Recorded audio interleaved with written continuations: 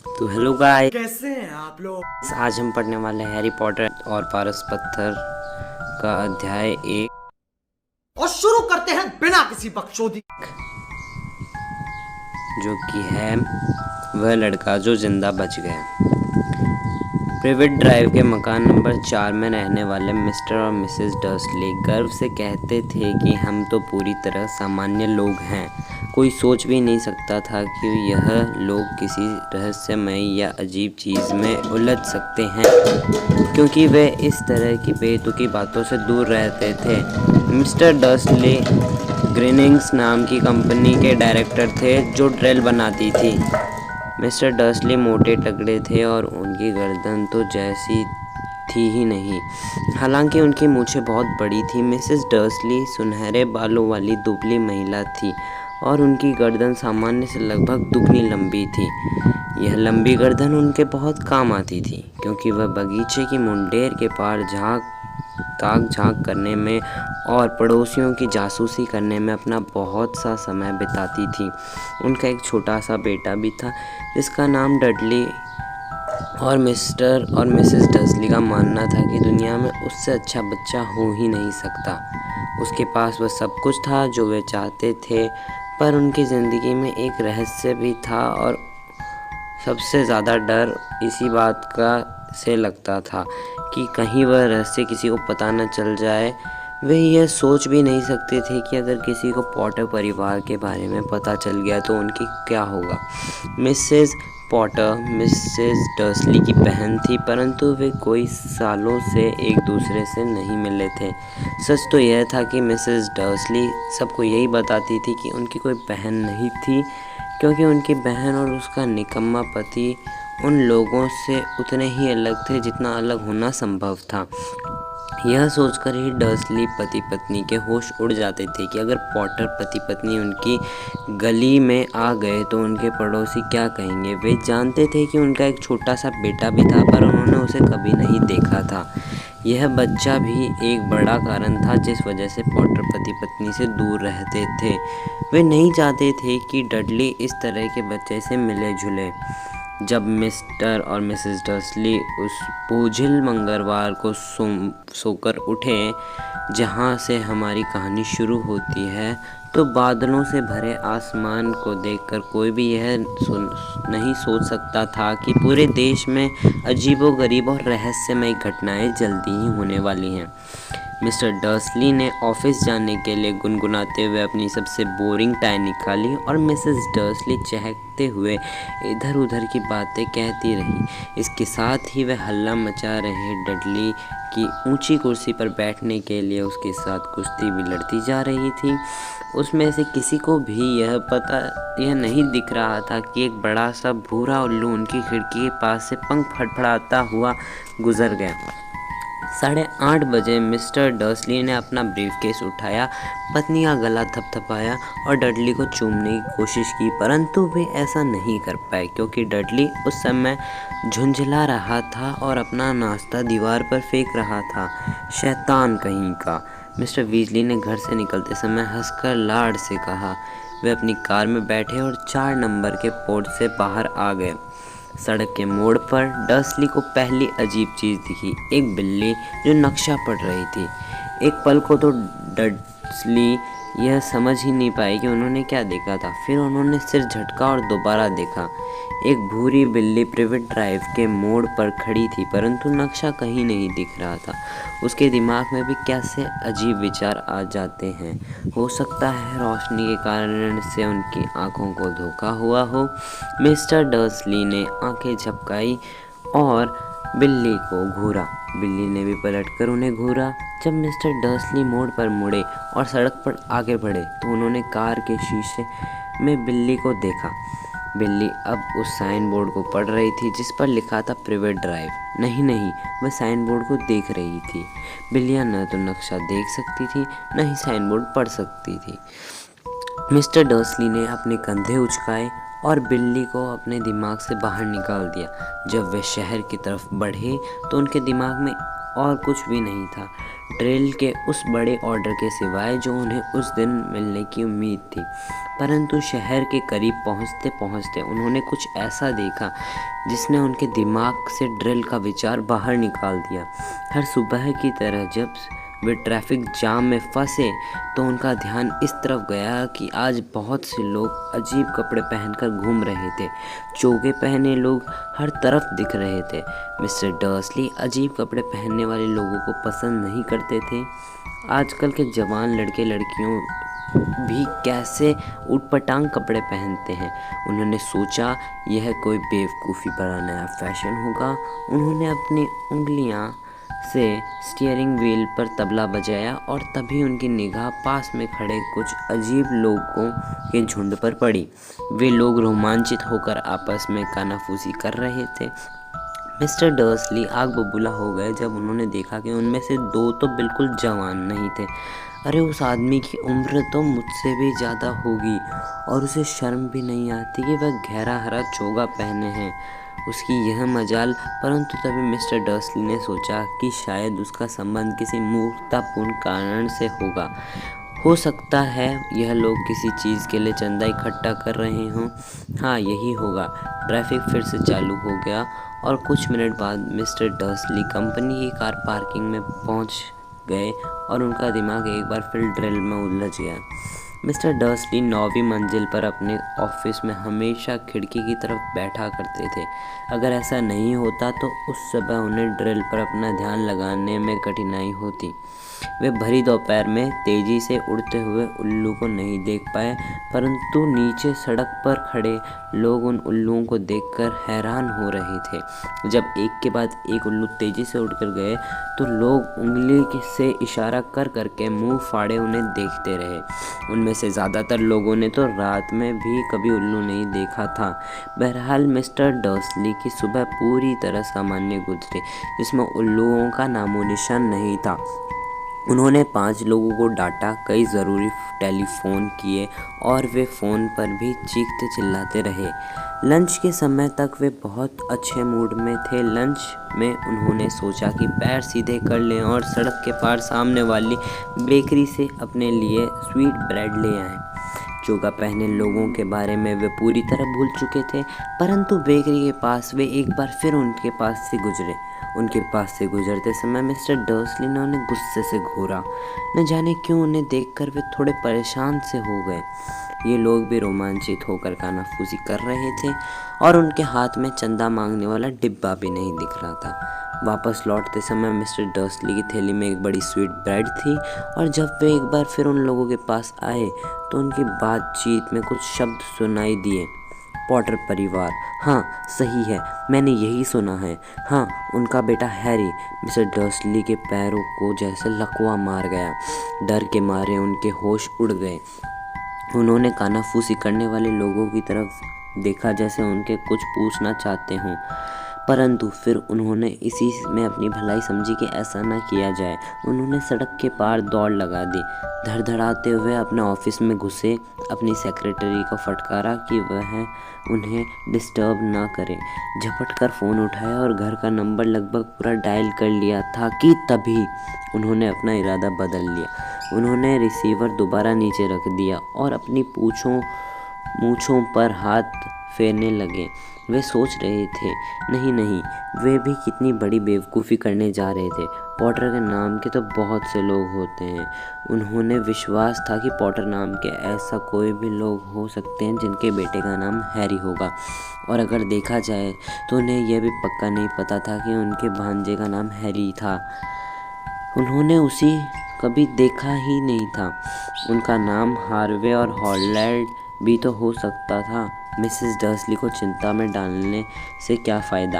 अपनी बहन का नाम सुनते ही वह हमेशा बहुत परेशान हो जाती थी, और इसमें मिसेस डर्सली की भी क्या गलती थी अगर उसकी अपनी बहन ही इस तरह की होती। परंतु फिर भी चोगा पहने लोग इस दोपहर ड्रिल पर ध्यान लगाए रखने में उन्हें बहुत कठिनाई हुई, और जब वे 5 बजे ऑफिस की बिल्डिंग से बाहर निकले तो इतने परेशान थे कि गेट से निकलते ही एक आदमी से टकरा गए। सॉरी, वे हड़बड़ाहट में बोले क्योंकि उनकी टक्कर से एक ठिंगना बूढ़ा आदमी लड़खड़ाकर लगभग गिर गया था। कुछ सेकंड बाद जाकर मिस्टर डर्सली का ध्यान उस तरफ गया कि उस आदमी ने बैंगनी चोगा पहन रखा था। टकराना और ज़मीन पर लगभग गिर जाने के बाद भी वह कतई नाराज़ या परेशान नहीं दिख रहा था। इसके बजाय उसके चेहरे पर चौड़ी मुस्कान खिली थी। उसने अपनी चिंचियाती सी कांपती आवाज़ में कहा और उसकी आवाज़ इतनी अजीब थी कि आसपास के लोग उसे घूरने लगे। कोई बात नहीं, आज मुझे कोई भी चीज़ परेशान नहीं कर सकती। खुशियाँ मनाओ क्योंकि तुम जानते हो कौन अब आखिरकार चला गया है। आज का दिन इतनी खुशी का है कि तुम्हारे जैसे मगलुओं को भी जश्न मनाना चाहिए। और फिर उस बूढ़े ने मिस्टर वीजली की कमर में हाथ डालकर उन्हें गले लगाया और कहा वहाँ से चल दिए। मिस्टर डर्सली वहीं किसी पेड़ की तरफ खड़े रह गए। एक अजनबी ने उन्हें गले लगाया था। यही नहीं, उसने उन्हें मगलू भी कहा था। चाहे उसका जो भी मतलब होता हो, उसके दिमाग के पुर्जे हिल चुके थे। वे अपनी कार की तरफ लपकते और घर की तरफ चल दिए।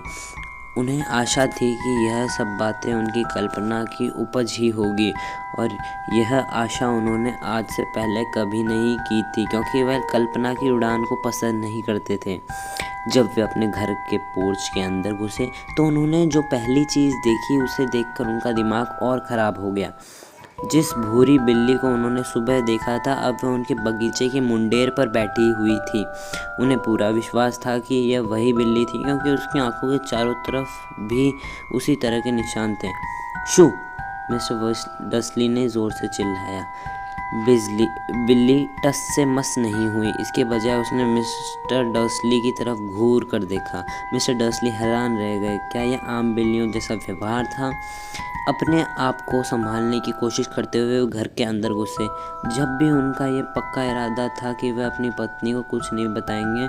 मिसेस डर्सली का दिन अच्छा और सामान्य गुजरा था। उन्होंने डिनर पर अपने पति को बताया कि पड़ोसन की अपनी बेटी के साथ क्या समस्याएं चल रही हैं, और डडली ने एक नया वाक्य सीखा है, नहीं करूँगा। मिस्टर डर्सली ने सामान्य व्यवहार करने की कोशिश की। जब डडली को सुला दिया गया तो वे समय रहते ड्राइंग रूम में गए ताकि रात के समाचार की अंतिम खबरें सुन सकें। और अंत में हर जगह के लोग बता रहे हैं कि इस दिशा के उल्लुओं की हरकतें आज बहुत अजीब थी।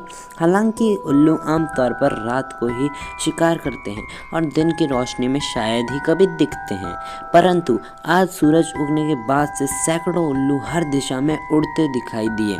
विशेषज्ञ यह नहीं बता पा रहे हैं कि उल्लुओं ने अचानक अपने सोने का समय क्यों बदल दिया है।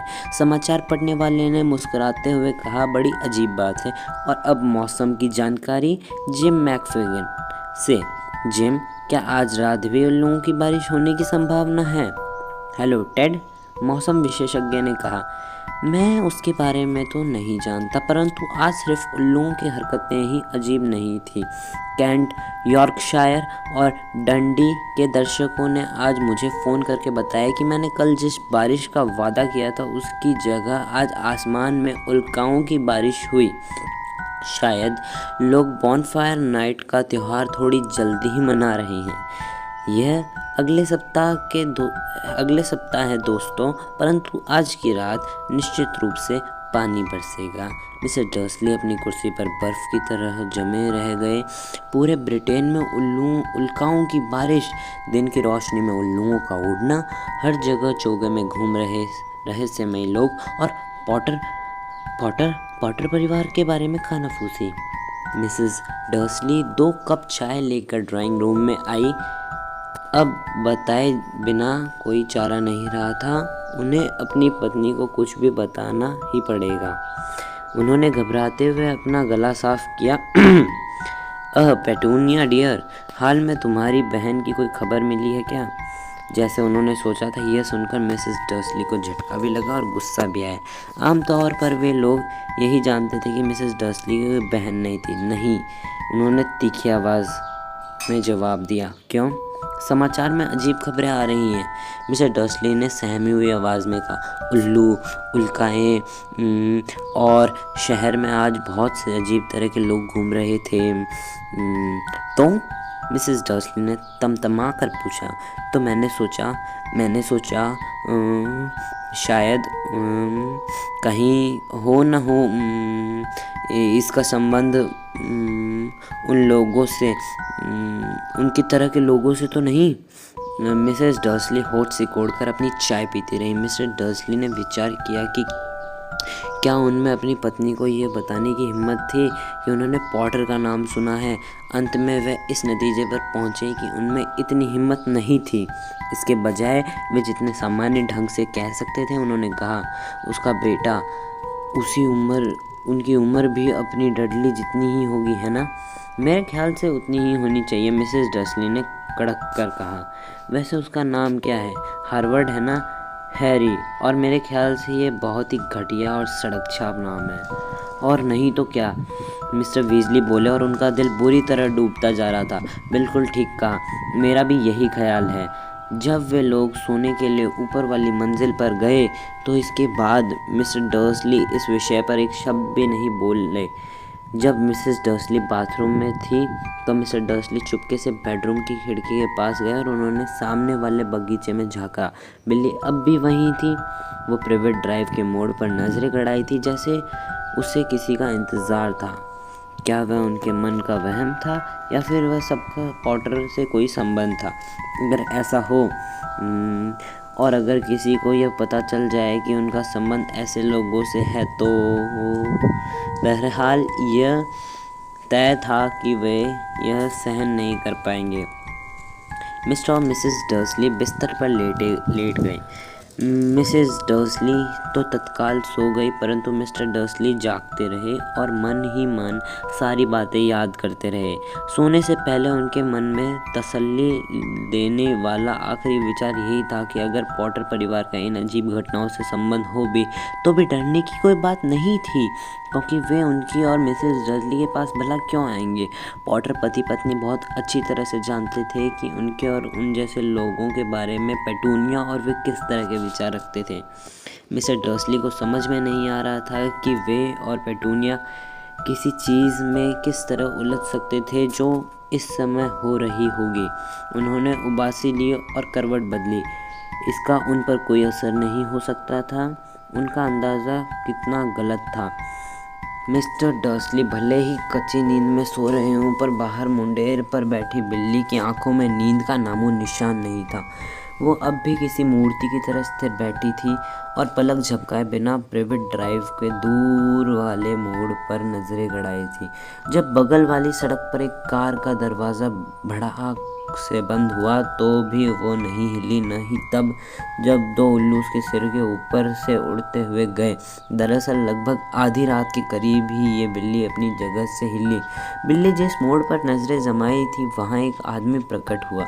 वह इतने अचानक और चुपचाप आया था कि देखने वालों को लग सकता था जैसे वह जमीन के भीतर से निकला हो। बिल्ली की पूंछ फड़की और उसकी आंखें सिकुड़ गई। इस तरह का आदमी प्राइवेट ड्राइव में पहले कभी नहीं दिखा था। वह लंबा, दुबला और बहुत बूढ़ा था। उसकी उम्र उसके बालों और दाढ़ी की सफ़ेदी से पता चलती थी, जो दोनों ही इतने लंबे थे कि वह उन्हें अपनी बेल्ट के नीचे खोस सकता था। यह लंबा दुशाला ओढ़े था। उसका जामुनी चोगा ज़मीन पर खिसट रहा था और उसने ऊंची एड़ी के बकल वाले जूते पहने रखे थे। आधे चांद के आकार वाले चश्मे के पीछे से दिखती उसकी नीली आंखें साफ और चमकदार थी। उसकी नाक बहुत लंबी थी, मुड़ी हुई थी, जैसे उसे कम से कम 2 बार तोड़ा गया हो। इस आदमी का नाम था एल्बस डम्बलडोर। एल्बस डम्बलडोर को शायद इस बात का एहसास नहीं था कि वह अभी अभी एक ऐसी सड़क पर आ गए थे जहां उनके नाम से लेकर उनके जूतों तक किसी भी चीज़ को पसंद नहीं किया जाता था। वे अपने चोगे में हाथ डालकर टटोल रहे थे जैसे कुछ ढूंढ रहे हों, परंतु उन्हें इस बात का एहसास हो गया था कि कोई उन्हें देख रहा है, क्योंकि उन्होंने अचानक बिल्ली की तरफ देखा जो सड़क के दूसरे छोर से अब भी उन्हें घूर रही थी। न जाने क्यों बिल्ली को देखकर उन्हें खुशी हुई। वे हंसे और धीमे से बोले, मुझे मालूम होना चाहिए था। वे जिस चीज़ की तलाश कर रहे थे वह उनके अंदर वाली जेब में मिल गई। यह चांदी के सिगरेट लाइटर की तरह दिख रही थी। उन्होंने उसे खोला और हवा में लहराते हुए क्लिक किया। सबसे पास वाला सड़क का लैंप तड़ से बंद हो गया। उन्होंने एक बार फिर क्लिक किया, अगला लैंप भी बंद हो गया। उन्होंने अपनी बत्ती बुझाने वाले यंत्र को 12 बार क्लिक किया और कुछ समय बाद पूरी सड़क पर सिर्फ 2 छोटी रोशनियां ही बची थी। दूर बैठी बिल्ली की आंखें जो उन्हें देख रही थी। अगर कोई इस वक्त अपनी खिड़की से बाहर झांकता, चाहे चमकदार आंखों वाले मिसेस डर्सली ही क्यों न होती, तो भी वह यह नहीं देख सकती थी कि नीचे फुटपाथ पर क्या हो रहा था।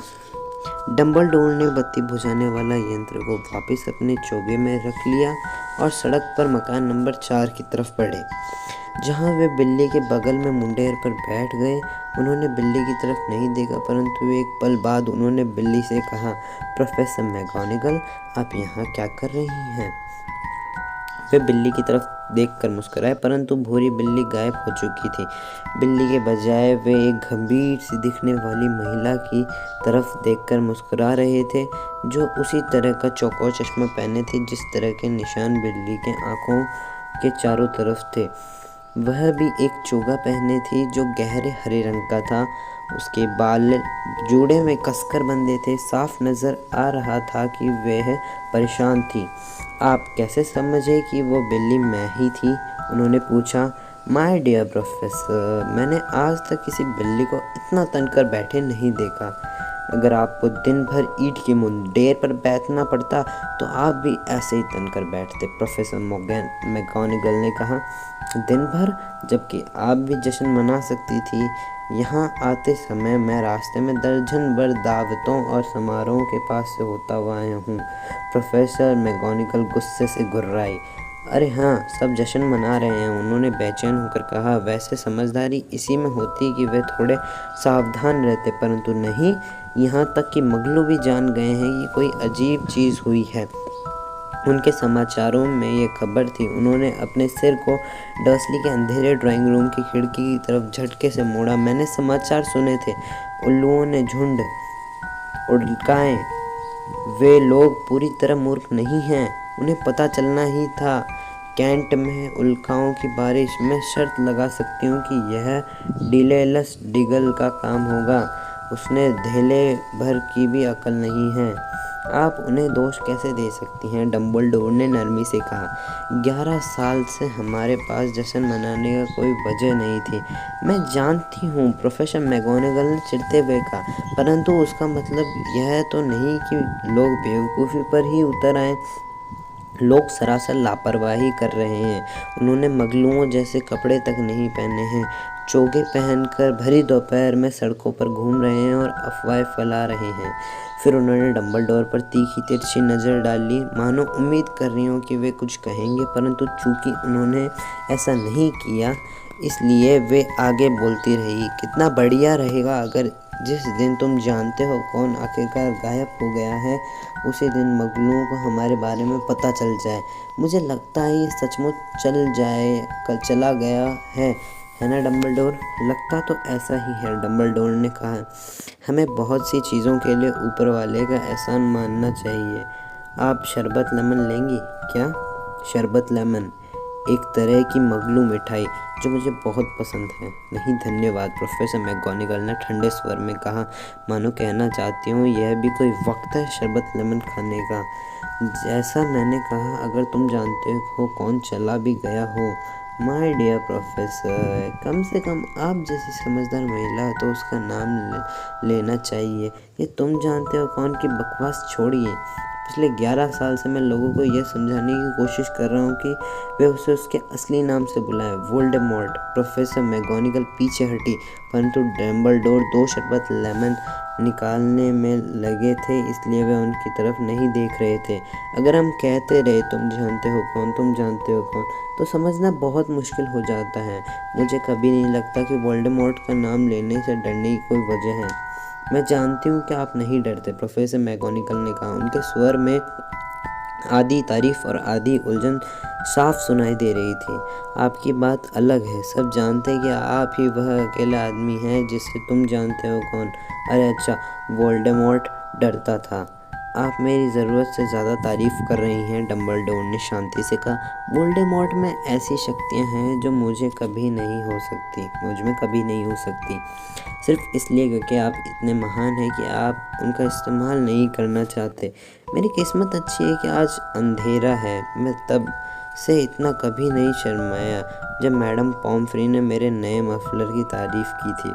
प्रोफेसर मैगोनिगल ने डम्बलडोर को घूर कर देखा और कहा, उल्लुओं की तो छोड़िए, उनसे भी तेज़ रफ्तार से अफवाहें चारों तरफ उड़ रही हैं। आप जानते हैं लोग क्या कह रहे हैं कि वह क्यों गायब हो गया, कि आखिर किस चीज़ ने उसे रोक दिया। ऐसा लग रहा है जैसे प्रोफेसर मैगोनिगल उस मुद्दे पर पहुंच गई थी जिस पर चर्चा करने के लिए वह सबसे ज़्यादा बेचैन थी। वह असली कारण जिसकी वजह से वह ठंडी सख्त मुंडेर पर दिन भर बैठकर इंतज़ार कर रही थी, क्योंकि न तो बिल्ली के रूप में न ही महिला के रूप में उन्होंने डम्बलडोर पर पहले इतनी पैनी निगाह डाली थी जितनी कि वह इस समय डाल रही थी। यह बात साफ थी कि चाहे लोग कुछ भी कह रहे हों, वे उनकी बात से तब तक यकीन नहीं करने वाली जब तक कि डम्बलडोर खुद न कह दें कि यह सच था। परंतु डम्बलडोर इस समय एक और शरबत लेमन छांटते रहे और उन्होंने कोई जवाब नहीं दिया। प्रोफेसर मैगोनिगल ने जोर देकर कहा, लोग कह रहे हैं कि वोल्डेमॉर्ट कल रात को गॉड्रिक हॉलो में पॉटर परिवार की तलाश में गया था। अफवाह यह है कि लिली और जेम्स पॉटर कि वे लोग मर चुके हैं। डम्बलडोर ने सिर झुकाया। प्रोफेसर मैगोनिगल के मुंह से आह निकल गई। लिली और जेम्स, मुझे विश्वास नहीं हो रहा है। मैं इस पर विश्वास नहीं करना चाहती हूँ। ओह एल्बस। डम्बलडोर आगे बढ़े और उन्होंने प्रोफेसर मैगोनिगल का कंधा थपथपाया। मैं जानता हूँ, उन्होंने भारी आवाज़ में कहा। आगे बोलते समय प्रोफेसर मैगोनिगल की आवाज़ थरथरा रही थी। यही नहीं, लोग तो यह भी कह रहे हैं कि उनके बेटे हैरी पॉटर को भी मारने की कोशिश की, परंतु वह उसे नहीं मार पाया। वह उस छोटे बच्चे को नहीं मार पाया। कोई नहीं जानता कि क्यों, ऐसा कैसे, परंतु लोग कह रहे हैं कि जब वोल्डेमॉर्ट हैरी पॉटर को नहीं मार पाया तो उसकी शक्ति नष्ट हो गई और इसलिए वह गायब हो गया। डम्बलडोर ने उदास होकर सिर हिलाया। यह सच है? प्रोफेसर मैगोनिगल ने हकलाते हुए कहा। जब उसने इतना कुछ किया था, जब उसने इतने सारे लोगों को मार डाला था, इसके बाद भी वह एक छोटे से बच्चे को नहीं मार पाया। बड़ी हैरानी की बात है। उसे रोकने वाला कौन था? परंतु भगवान के लिए मुझे यह बताएं कि हैरी कैसे बच गया। हम सिर्फ अंदाज़ा लगा सकते हैं, डम्बलडोर ने कहा। शायद हम इसका कारण कभी नहीं जान पाएंगे। प्रोफेसर मैगोनिगल ने जाली वाला रुमाल निकाला और चश्मे के नीचे अपनी आंखें पोंछी। डम्बलडोर ने गहरी सांस खींचते हुए अपनी जेब से एक सुनहरी घड़ी निकाली और उसे ध्यान से देखा। यह घड़ी बहुत विचित्र थी क्योंकि इसमें 12 कांटे थे, पर अंक एक भी नहीं था। इसके बजाय इसके किनारे पर छोटे ग्रह घूम रहे थे। बहरहाल इसमें डम्बलडोर को कुछ समझ में आया होगा, क्योंकि उन्होंने इसे वापस अपनी जेब में रख लिया और कहा, हैग्रिड को देर हो गई। वैसे मुझे लगता है कि उसी ने आपको बताया होगा कि मैं यहाँ आने वाला हूँ। हाँ, प्रोफेसर मैगोनिगल ने कहा, और मुझे नहीं लगता आप मुझे बताएंगे कि आप कहीं और जाने के बजाय यहाँ क्यों आए हैं। मैं हैरी को उसके अंकल और आंटी के पास छोड़ने आया हूँ। अब उसके परिवार के नाम पर सिर्फ यही लोग बचे हैं। आप यह तो नहीं कहना चाहते कि आपका इशारा उन लोगों की तरफ तो नहीं है जो यहाँ रहते हैं? प्रोफेसर मैगोनिगल ने चीखते हुए मकान नंबर 4 की तरफ इशारा किया और वे मुंडेर के नीचे कूद गई। डम्बलडोर, आप ऐसा नहीं कर सकते। मैंने दिन भर इन लोगों को देखा है। दुनिया में आपको ऐसे 2 लोग नहीं मिल सकते जो हमसे इतने अलग हों। और उनका एक बेटा भी है। मैंने देखा कि वह अपनी माँ को पूरी सड़क पर लात मारता जा रहा था और मिठाई खाने की जिद कर रहा था। हैरी पॉटर यहाँ आकर रहेगा। यह उनके लिए सबसे अच्छी जगह है, डम्बलडोर ने थोड़ी कड़क आवाज़ में कहा। जब वह थोड़ा बड़ा हो जाएगा तो उसके अंकल और आंटी उसे सब कुछ समझा देंगे। मैंने उसके लिए एक चिट्ठी लिख दी है। चिट्ठी? प्रोफेसर मैगोनिगल ने मरी हुई आवाज़ में दोहराया और वे एक बार फिर मुंडेर पर बैठ गई। डम्बलडोर, क्या आपको सचमुच लगता है कि आप चिट्ठी में सारी बातें समझा सकते हैं? ये लोग उसे कभी नहीं समझ पाएंगे। वह मशहूर होगा, चारों तरफ उसका नाम होगा। मुझे हैरानी नहीं होगी अगर भविष्य में आज का दिन हैरी पॉटर दिवस के रूप में मनाया जाए। हैरी के बारे में किताबें लिखी जाएंगी, हमारी दुनिया के हर बच्चे की ज़ुबान पर उसका नाम होगा। बिल्कुल ठीक कहा, डम्बलडोर ने अपने आधे चांद के आकार के चश्मे के ऊपर से गंभीरता से देखते हुए बोला। यह किसी भी बच्चे का दिमाग खराब करने के लिए काफ़ी है। वह मशहूर हो जाएगा। इससे पहले कि वह बोलना और चलना सीखे, उसे तो वह घटना भी याद नहीं होगी जिसके लिए वह मशहूर है। क्या आपको नहीं लगता कि अगर वह इस सब से दूर रहकर बड़ा हो तो ज़्यादा अच्छा होगा, जब तक कि वह इसे झेलने के लिए तैयार न हो जाए? प्रोफेसर मैगोनिगल ने अपना मुंह खोला, फिर अपना इरादा बदलकर उनके विचार को निगला और आगे कहा, हाँ, आप ठीक कह रहे हैं, परंतु डम्बलडोर, वह बच्चा यहाँ आएगा कैसे? उन्होंने अचानक डम्बलडोर के चोगे को घूरा और जैसे उन्हें लग रहा था कि हैरी इसी के नीचे छुपा हो। हैग्रिड उसे ला रहा है। क्या आपको यह ठीक लगता है कि आप हैग्रिड पर इतने महत्वपूर्ण काम के लिए भरोसा कर रहे हैं? मुझे हैग्रिड पर अपनी जान से ज़्यादा भरोसा है, डम्बलडोर ने कहा। मैं ये नहीं कह सकती कि वह दिल का बुरा है, प्रोफेसर मैगोनिगल ने मन मारकर कहा, परंतु आपको यह तो मानना ही पड़ेगा कि वह थोड़ा लापरवाह है। उसकी यह आदत है। यह कैसी आवाज़ है? एक हल्की गड़गड़ की आवाज़ ने उनको चारों तरफ फैली खामोशी तोड़ी। आवाज़ धीरे धीरे तेज़ होती गई। उन्होंने सड़क के ऊपर और नीचे की तरफ हेडलाइट की रोशनी की तलाश की और जब आवाज़ बहुत तेज़ हो गई थी तो उन्होंने ऊपर आसमान की तरफ देखा। एक बड़ी मोटरसाइकिल हवा में से निकलकर नीचे उतरी और उनके सामने सड़क पर आकर खड़ी हो गई। मोटरसाइकिल बहुत ही बड़ी थी, परंतु यह उस आदमी के मुकाबले में कुछ नहीं थी जो उस पर बैठा हुआ था। वह आम आदमी की तुलना में दुगना लंबा था और कम से कम 5 गुना चौड़ा था।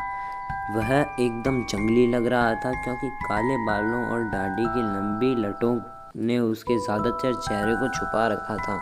उसके हाथ कूड़ेदान के ढक्कन जितने बड़े थे और चमड़े के जूते में उसके पैर बेबी डॉल्फिन की तरह लग रहे थे।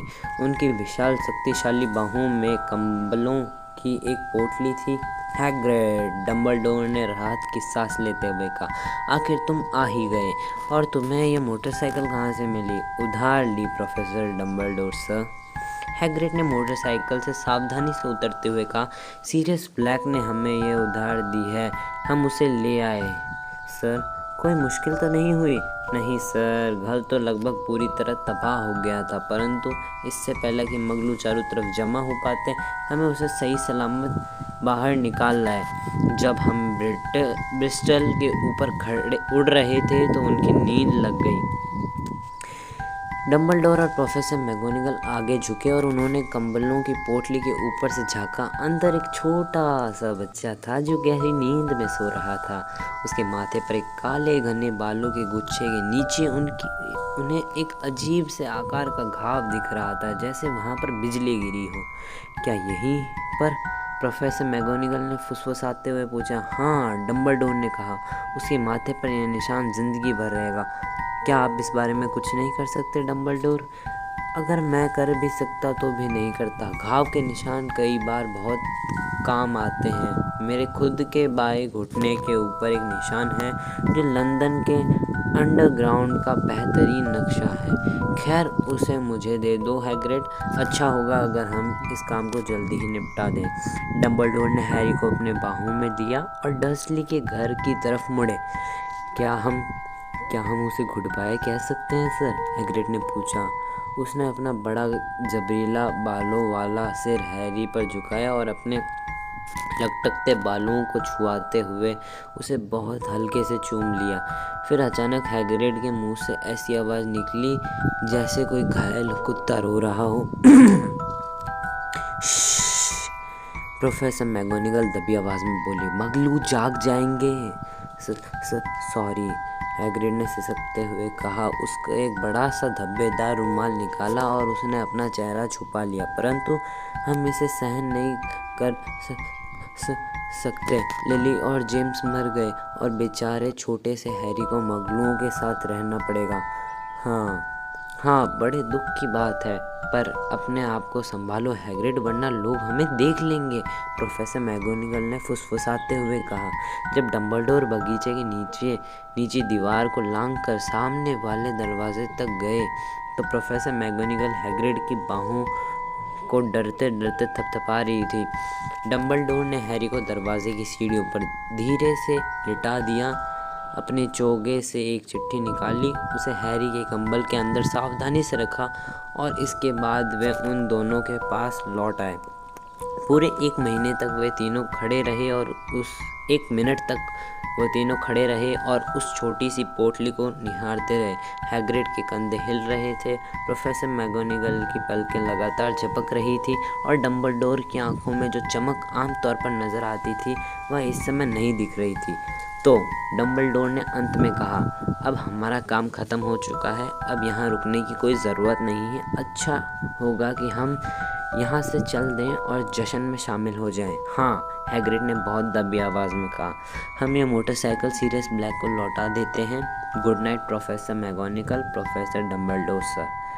आपने अपने बहते हुए आंसुओं को अपनी जैकेट की आस्तीन में पूंछते हुए हैग्रिड मोटरसाइकिल पर सवार हुआ।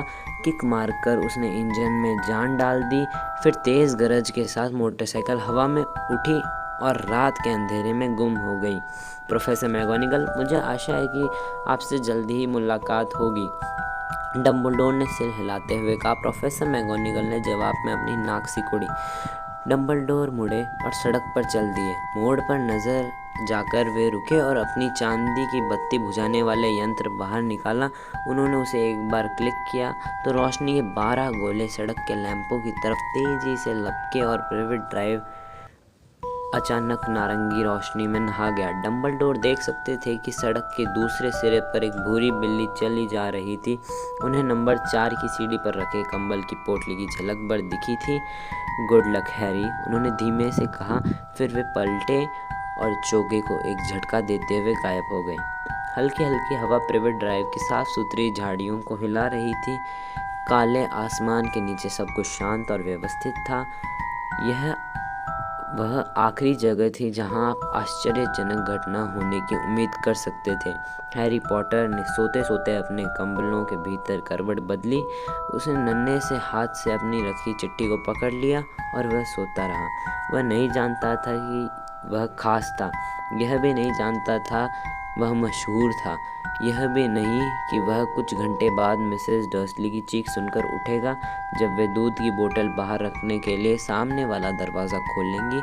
वह यह भी नहीं जानता था कि अगले कुछ सप्ताह उसका खनिज डडली उसे नोचेगा और तंग करेगा।